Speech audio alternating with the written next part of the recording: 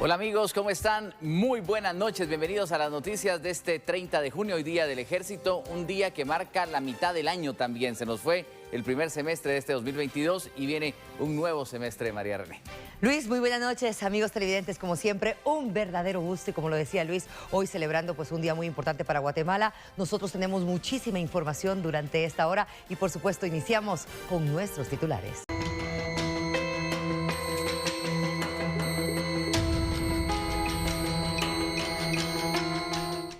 Iniciamos de lleno con la información y es que una cuarta persona fue arrestada después de que 53 migrantes murieron este lunes en la periferia de San Antonio, allá en Texas, sofocados dentro de un camión.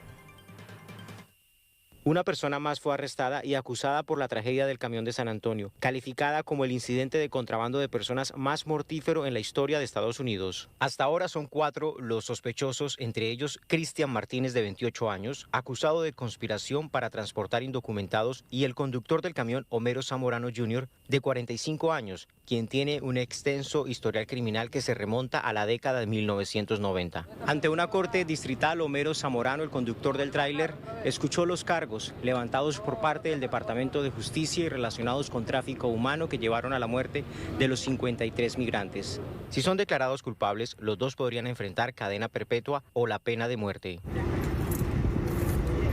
Las condiciones de los 11 hospitalizados son graves pero estables, mientras cientos de personas llevan flores, velas y botellas de agua al lugar de la tragedia. Yo lo que veo es gente que sabe lo que es sufrir, lo que sabe tener las ganas de beber agua. El camión, según las autoridades, cruzó la frontera estadounidense en Laredo sin ser inspeccionado y de allí atravesó Texas 3 horas antes de abandonar el furgón en San Antonio. Aún se desconoce la razón del abandono del camión. El gobernador Abbott anunció el aumento de los puntos de control para los camiones. Muchas de estas muertes podrían evitarse si Biden simplemente financiara por completo la operación de la patrulla fronteriza de Estados Unidos e implementara las políticas que la patrulla fronteriza necesita para hacer su verdadero trabajo. Y el trabajo real no es el trabajo de procesamiento de documentos que se les ha asignado. Jaime Moreno, Voz de América, San Antonio. Danos hoy nuestro pan de cada día, perdona nuestras ofensas como también nosotros. Y vea usted, y es que 2 de los presuntos responsables de esta tragedia de San Antonio, Texas, podrían enfrentar la pena de muerte. Así lo detalla el Departamento de Justicia de los Estados Unidos. Homero Zamorano, de 45 años, era la persona que conducía el tráiler donde murieron 53 migrantes en San Antonio, Texas. Él podría ser condenado a cadena perpetua o pena de muerte. La misma suerte podría tener Cristian Martínez, otro de los recién detenidos por la tragedia. Estas 2 personas, junto a los mexicanos Juan Claudio de Luna Méndez, de 23 años, y Juan Francisco de Luna Bilbao, de 48, a los 4 se les acusa de tráfico de personas y homicidio, informó el Departamento de Justicia de Estados Unidos. La oficina del fiscal de Distrito del Sureste de Texas informó que al analizar las llamadas del teléfono de Homero Zamorano, se descubrió que se coordinó con otro de los detenidos para llevar a cabo el contrabando de indocumentados. El conductor del tráiler donde murieron más de medio centenar de migrantes en Texas fue presentado ante una corte federal en Estados Unidos. Homero Zamorano, el conductor del camión en el que murieron decenas de migrantes, compareció este jueves ante una corte federal en San Antonio, Texas, Estados Unidos, para escuchar los cargos en su contra. Zamorano, quien es ciudadano estadounidense, fue arrestado el lunes por la noche cuando las autoridades lo atraparon cerca del camión abandonado. Intentó hacerse pasar por un migrante. Estaba muy drogado, con metanfetamina, y tuvo que ser llevado al hospital, dijo un jefe de la policía local. El conductor está acusado de contrabando de extranjeros, seguido de muerte, cargo por el cual puede recibir una cadena perpetua e incluso una pena de muerte. Zamorano tiene un largo expediente criminal que data desde 1990, lo que permitió encontrar a su familia, que está sumida en interrogantes y coraje por lo sucedido.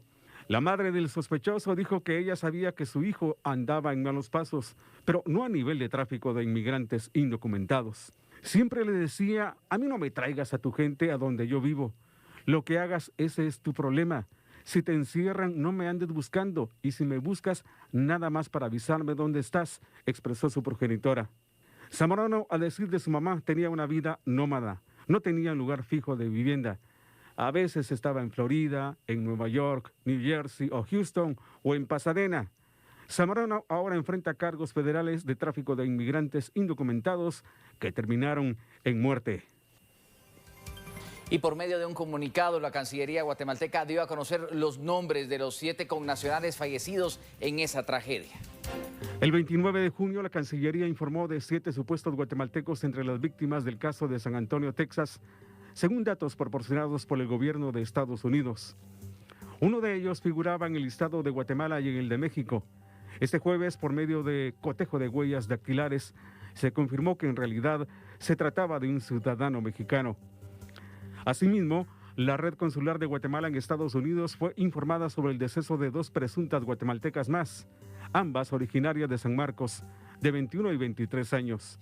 Lo anterior da un total de 6 presuntos connacionales que lamentablemente perdieron la vida el pasado 27 de junio y 2 menores de edad guatemaltecos reconocidos plenamente por sus familiares. El caso del ciudadano mexicano evidencia la necesidad de corroborar las identidades de los afectados por medio de huellas dactilares. En ese sentido, personal del Registro Nacional de las Personas RENAP ha arribado a San Antonio, Texas, para apoyar de cerca la labor de reconocimiento. En cuanto a los heridos, el 29 se informó que eran 2 guatemaltecos confirmados, cifra que hoy asciende a 5. En estado estable hay 3 mujeres, una de 23 años, originaria de Santo Domingo, Xenacoj, Zacatepeques, otra de 20 de Comitancillo, San Marcos, y una menor de 17, oriunda de Chichicastenango, Quiché. Se reporta también a un hombre de 24, proveniente de Ciudad de Guatemala. En estado crítico se encuentra una mujer de 22 de San Luis Petén, a quien no se le ha podido efectuar la entrevista consular.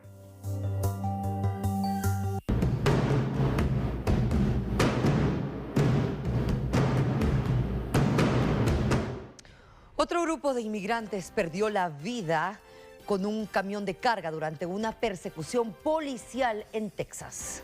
Las autoridades de Texas dieron a conocer que 4 migrantes murieron y otras 3 personas fueron hospitalizadas en otro intento de contrabando de personas. Autoridades de Cancillería guatemalteca han confirmado que entre los heridos se encuentran 3 connacionales, cuyas edades oscilan entre los 40 y 41 años de edad. Al mismo tiempo se investiga si uno de los fallecidos es de origen guatemalteco, cuya edad es de 27 años. El accidente ocurrió este jueves en el Encinal, Texas, un lugar cercano al sitio donde fue localizado un tráiler con más de 50 migrantes fallecidos. El Departamento de Seguridad Pública de Texas señaló que el vehículo tipo Jeep, donde se transportaban 7 personas, intentaban evadir a los agentes de la patrulla fronteriza cuando se estrelló contra la parte trasera de un tráiler. Se presume que el presunto traficante de personas intentó huir de las autoridades, pero perdió el control del vehículo y chocó con un camión en un tramo de la carretera 44 cerca de la I-35. Los funcionarios del consulado guatemalteco en Del Río señalan que mantienen comunicación con las autoridades locales para identificar plenamente a las víctimas y poder dar la asistencia consular necesaria. Ese es el drama de los migrantes, pero Migración Guatemalteca se prepara ante la posibilidad de una nueva ola de migrantes de otros países que atravesarían Guatemala. Todo porque la Corte Suprema de los Estados Unidos ha dado luz verde al gobierno de Joe Biden para eliminar el programa Quédate en México, lo que a criterio de algunos representaría que los grupos reduzcan las barreras, que no haya tanto obstáculo para poder alcanzar el sueño americano. De esta noticia. Nosotros vamos a seguir trabajando como lo venimos trabajando con el Ministerio de Gobernación, con el Ejército Guatemalteco, el Instituto Guatemalteco de Migración, seguirán en estos procedimientos de operativos que hemos hecho en evitar ese flujo masivo de personas de diferentes nacionalidades que ingresan a territorio guatemalteco en una forma irregular. Seguimos estableciendo que en Guatemala para ingresar se necesitan las reglas, las condiciones para entrar de una manera regular, ordenada y segura. Y mandarles el mensaje y decirles que en Guatemala hemos trabajado por la lucha de las no caravanas, seguimos el procedimiento de que no vamos a permitir que entren grandes caravanas, que entren y que pasen a territorio guatemalteco, seguimos seguimos preocupados por el tema del COVID, seguimos cuidando a los guatemaltecos y recordarles que la frontera de los Estados Unidos sigue cerrada, sigue en ese procedimiento y que tenemos esa muy buena comunicación con el gobierno de México y por supuesto con el gobierno de los Estados Unidos. La Secretaría de Comunicación Social de la Presidencia informó sobre los resultados obtenidos tras la visita del presidente Alejandro Yamatei a Washington, en Estados Unidos. El secretario de Comunicación Social de la Presidencia, Kevin López Oliva, se refirió a los resultados de la visita del presidente Alejandro Yamatei en Washington, Estados Unidos. Dentro de los puntos importantes se destacó el rechazo del presidente por la inclusión de Guatemala en el capítulo 4B del informe anual de la Comisión Interamericana de los Derechos Humanos. El señor presidente, como jefe de Estado, manifestó su rechazo por la inclusión de Guatemala en el capítulo 4B del informe anual de la Comisión Interamericana de Derechos Humanos, CIDH. Este apartado, esta evaluación, este informe, esta inclusión de Guatemala en el capítulo 4B, se encuentra plagado de errores metodológicos. Dentro de la gira, el presidente sostuvo una reunión con el secretario de Seguridad Nacional, Alejandro Mayorkas, donde se abordó el tema migratorio. Abordaron temas de estrategia en común en materia de seguridad regional, en el combate al crimen organizado transnacional, al tráfico ilícito de migrantes. Además, el gobernante participó en la Cumbre Anual Interamericana de Libertad Religiosa, donde destacó que en Guatemala se seguirá defendiendo la vida desde su concepción y la institucionalidad de la familia y la libertad religiosa. Y por medio de una carta enviada al secretario de Estado de los Estados Unidos, varios congresistas estadounidenses solicitaron explicaciones sobre la inclusión de Consuelo Porras en la lista Engel.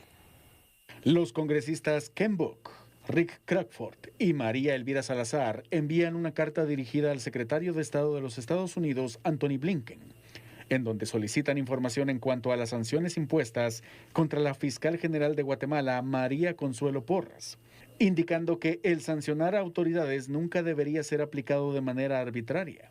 Es por ello que le apuestan a una revisión completa y transparente de dicha decisión y en la evidencia, para identificar un camino a seguir y poder restaurar las fuertes asociaciones diplomáticas y de la aplicación de la ley entre Guatemala y Estados Unidos.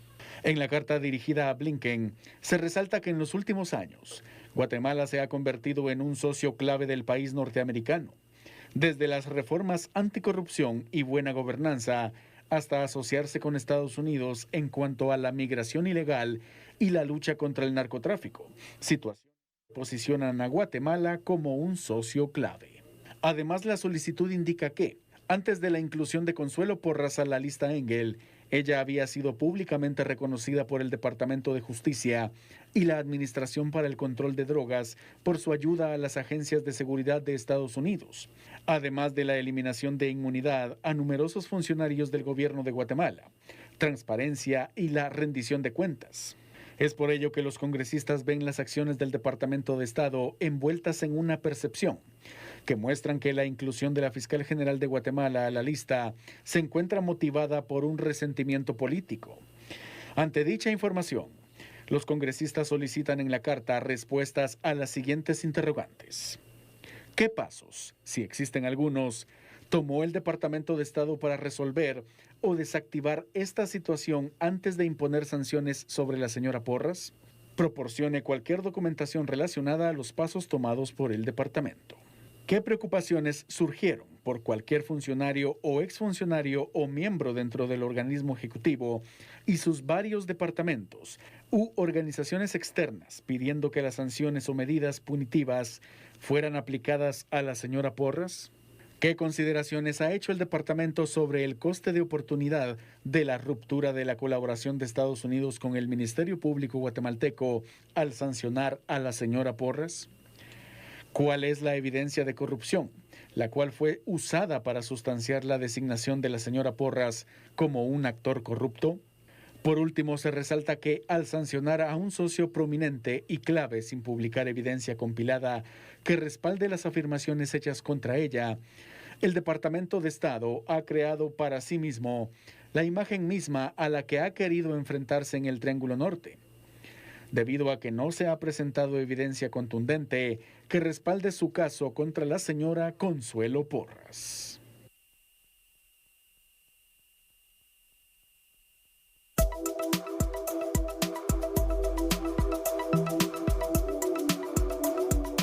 Este jueves 30 de junio se conmemoró el Día del Ejército de Guatemala.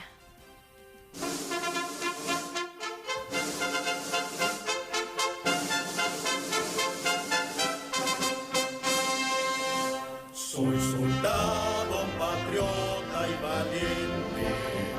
El ejército es una institución destinada a mantener la independencia, soberanía y el honor de Guatemala, la integridad del territorio, la paz y la seguridad interior y exterior. El Día del Ejército se celebra cada 30 de junio, recordando que en 1871 los generales Miguel García Granados y Justo Rufino Barrios se declararon ganadores en una batalla en contra del gobierno de Vicente Serna. Con esta victoria se llegó al fin de un régimen dictatorial, lo que trajo cambios significativos para la política económica y diplomática de Guatemala. Entre otros beneficios está la institución y aprobación de los símbolos patrios con el fin de eliminar rastros del antiguo gobierno. En 1873, Barrios y Granados promovieron la creación del Ejército de Guatemala y la Escuela Politécnica. Actualmente el Ejército de Guatemala tiene participación activa en operaciones de mantenimiento de la paz y ayuda humanitaria. Asimismo, con esta celebración, según el Decreto 42-2010 del Congreso de la República, en su artículo 2 se busca promover el turismo interno en el país.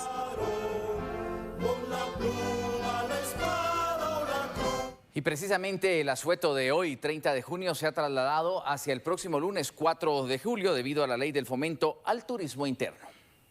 Los trabajadores guatemaltecos podrán gozar del asueto del 30 de junio, Día del Ejército, el próximo lunes 4 de julio. Asueto modificado por medio de la ley que fomenta el turismo interno en el país. En efecto, por lo que establece la ley de la generación del turismo interno, el asueto del día 30 se corre para el día lunes 4 de julio.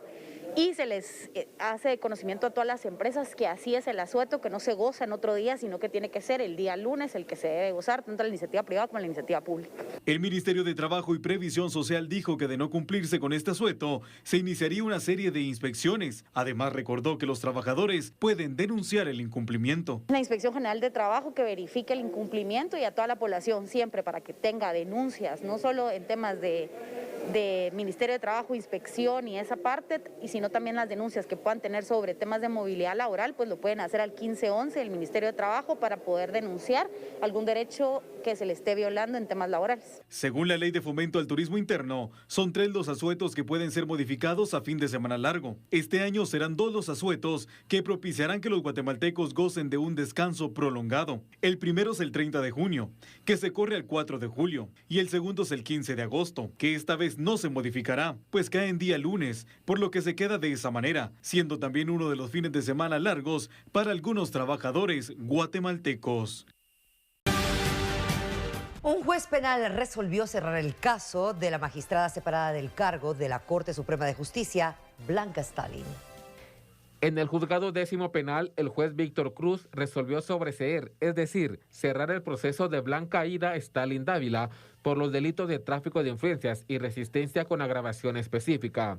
En febrero del 2017, la magistrada separada del cargo de la Corte Suprema de Justicia fue capturada por la Policía Nacional Civil. La funcionaria judicial fue denunciada por el juez Carlos Ruano, integrante del Tribunal 9º Penal, quien indicó que Stalin lo llamó para pedirle que beneficiara a su hijo, Otto Fernando Molina Stalin, vinculado al caso Ixpisa con un arresto domiciliario. El juez del proceso, Víctor Cruz, resolvió sobreseer el caso de Stalin Dávila. A criterio del juzgador, la acusación del Ministerio Público no coincide con las evidencias materiales que le presentaron en la carpeta judicial. De esa cuenta, no se demostró el delito de tráfico de influencias.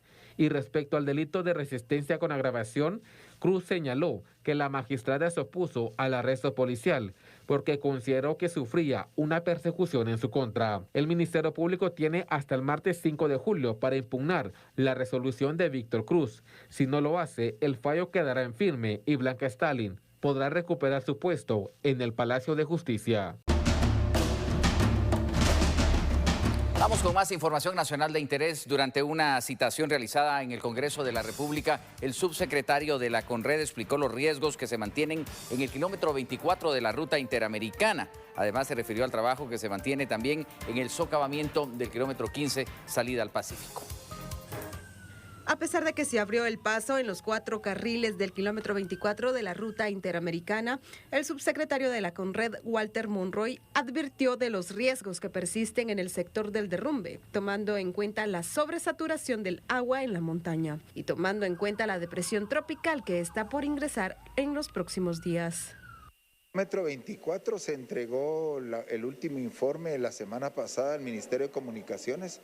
Se le hizo ver la inestabilidad detectada en el punto con una serie de evidencias que fueron detectadas, asentamientos diferenciales, varias grietas que encontramos, inestabilidad en un área de más de 30 metros.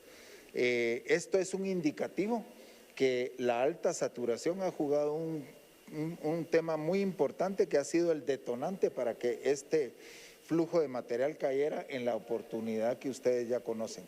Derivado de eso y con la información que tenemos, se le trasladó al Ministerio de Comunicaciones la complejidad del área y se le solicitó que previo a aperturar los carriles se tenían que hacer intervenciones para que garantizaran la estabilidad del área.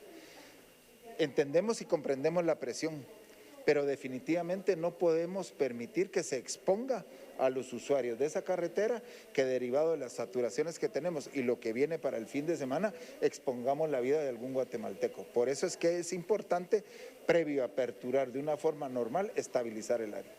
La Coordinadora Nacional para la Reducción de Desastres también habló de los trabajos que se realizan en el socavamiento del kilómetro 15.2. Es que el tema versó en los avances y la problemática que tenemos en Villanueva en el kilómetro 15. Estuvimos citados el INSIBUME y Covial y la verdad es de que fue para entregarle la información a la diputada de todo lo que se ha ido realizando dentro del área de intervención. La mayor exposición la tuvo Covial en el sentido de qué es lo que están haciendo. Ya se llegó hasta el colector, se identificó que el colector está totalmente colapsado, se identificó una falla de las que ya habíamos identificado nosotros, se habló de algunas profundidades que Covial tiene esa información y lo que nosotros tenemos que hacer aquí es darle seguimiento a esas reuniones y a ese seguimiento técnico que se le tiene que dar a la problemática que tenemos en el kilómetro 15 de Villanueva. Para la próxima semana se espera tener el nuevo informe de la consultoría que se realiza en el sector respecto a los daños y los trabajos que se deberán realizar en el lugar.